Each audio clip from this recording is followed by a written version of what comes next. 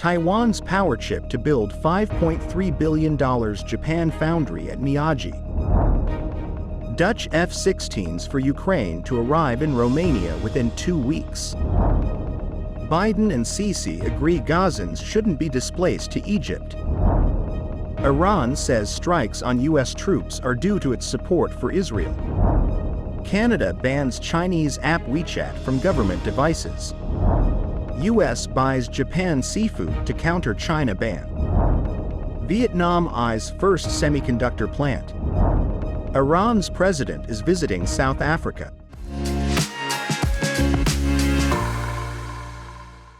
Hello, I'm Wade Lee. Thank you for joining us on Funday News. It is Wednesday, November 1st, and here are your top stories.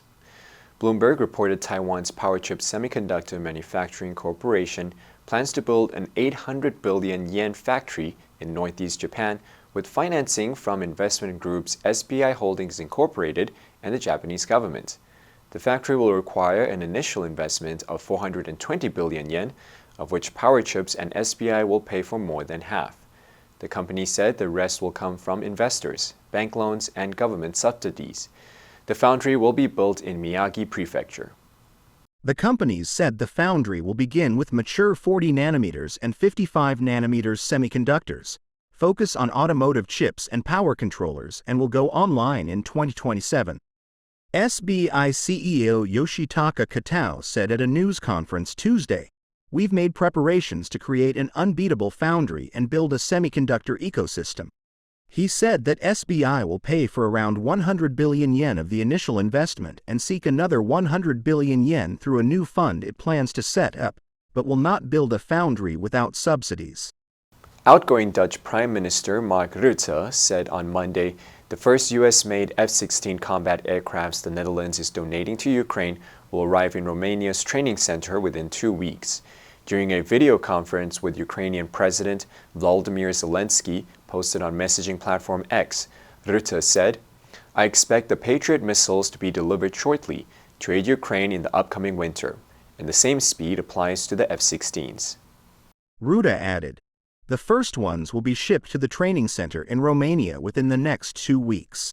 He said, "What is happening now in Gaza and the terrorist attack on Israel and all the follow-up from that will not, shall not, and cannot distract us from what is happening between you and Russia.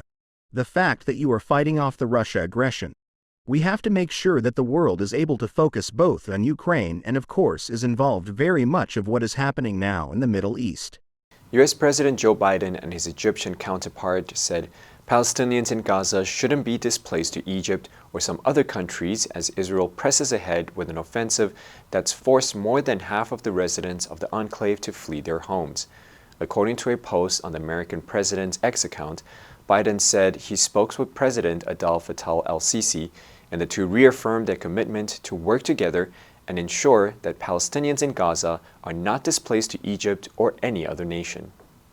Egypt President el-Sisi Egypt released a statement that said, "Egypt has not and will not allow the displacement of Palestinians from Gaza to Egyptian territories."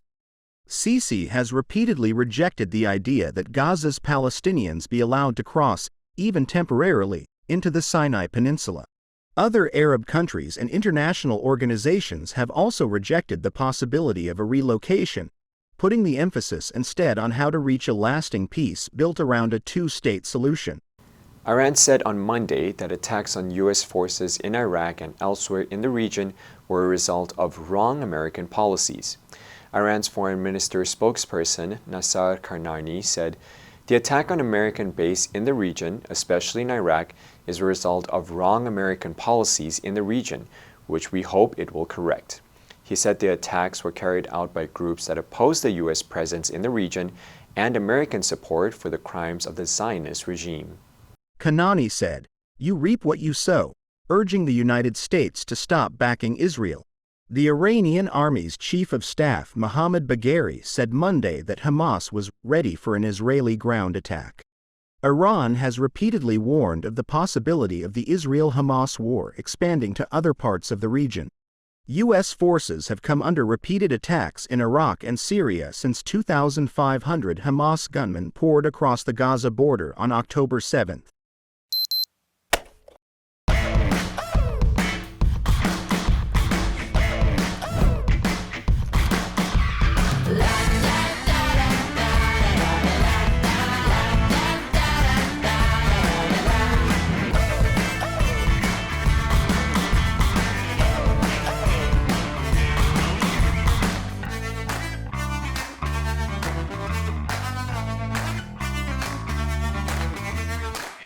The BBC reported that Canada has announced it will ban WeChat on government devices.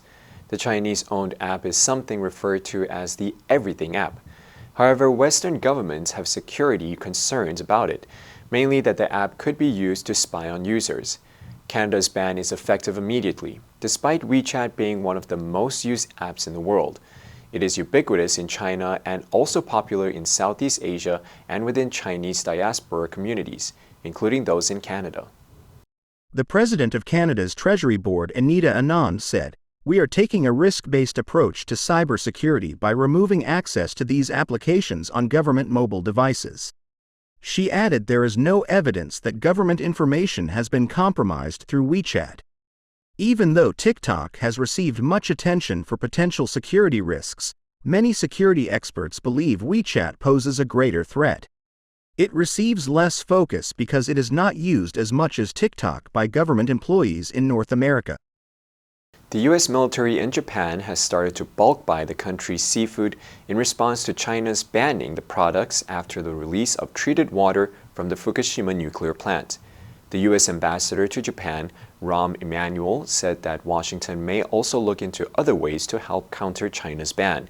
Emanuel said it is the start of a long-term contract that will cover all types of seafood. The purchases will be used to feed military personnel and be sold in shops and restaurants on military bases.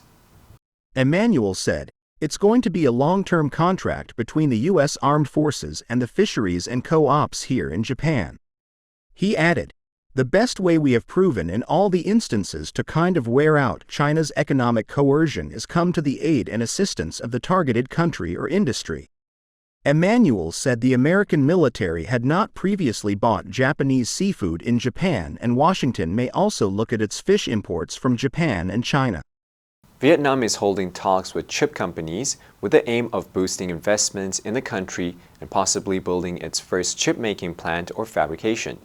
Two business executives said the Southeast Asian electronic manufacturing hub is working on a strategy to attract more semiconductor investment, including from foundries, which focus on manufacturing chips. A chip executive said talks with potential investors have involved U.S. contract manufacturer Global Foundries and Taiwan's PSMC. The executive added the aim was to build Vietnam's first fab, most likely for less advanced chips used in cars or for telecoms applications. The Vietnamese government has said it wants its first fab by the end of this decade, and on Monday said chip companies would benefit from the highest incentives available in Vietnam. A senior program manager on supply chains at Hanoi's university said the country may also support local firms such as state-owned tech company Viettel to build fabs with imported equipment. Iranian President Ebrahim Raisi is visiting South Africa on Tuesday as Tehran seeks to deepen its partnership across the African continent. Iran's Foreign Minister Hossein Amir-Abdollahian said the Islamic Republic of Iran is fully ready to enhance bilateral relations with South Africa without any restrictions in all areas of mutual interest such as scientific cooperation, new technology enhancement, new technologies exchange, as well as culture, tourism, economic, trade, and new energy sector. The Iranian president was in South Africa in August this year for the South Africa-Iran Joint Commission of Cooperation held ahead of the BRICS summit in August. The BRICS countries, Brazil, Russia, India, China, and South Africa, are set to welcome Iran and 5 other countries to the group in January 2024. According to the Middle East Institute, Iranian exports to Africa in 2022 reached $1.28 billion, up from $579 million in 2020. In 2023, Iran's trade with African countries is expected to increase to more than $2 billion. The answer for yesterday was D, curbing. A range of policies have been introduced aimed at curbing inflation. Did you answer correctly? Now let's delve into the news of Canada banning Chinese app WeChat from government devices. Number 1, ubiquitous. 似乎无所不在的. She is one of the wealthiest, most ubiquitous media personalities around. Number 2, compromise. 死陷入危险. Defeat at this stage would compromise the chance of reaching the finals of the competition. Number 3, access, 机会, 权利. Many divorced fathers only have access to their children at weekends. Next, we have a multiple choice question for everyone to practice. Which answer would you choose? You can write your answer in the comment section. The correct answer will be announced tomorrow. And that's all for today's Funday News. Be sure to tune into Funday News from Monday to Friday and click the link below to join Funday for free. I'm Wade Lee, your host. I'll see you next time.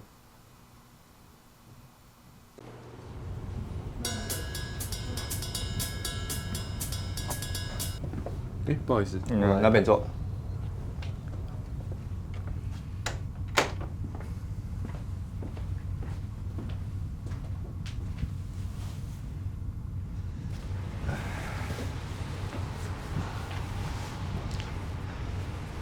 这是你的麦克风。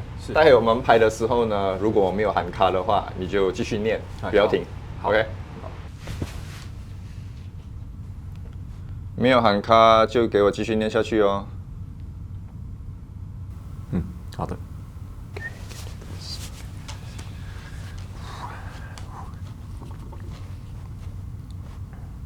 Hello, I'm Wade Lee. Thank you for joining us on Funday News. It is December 13th, and here are your top stories.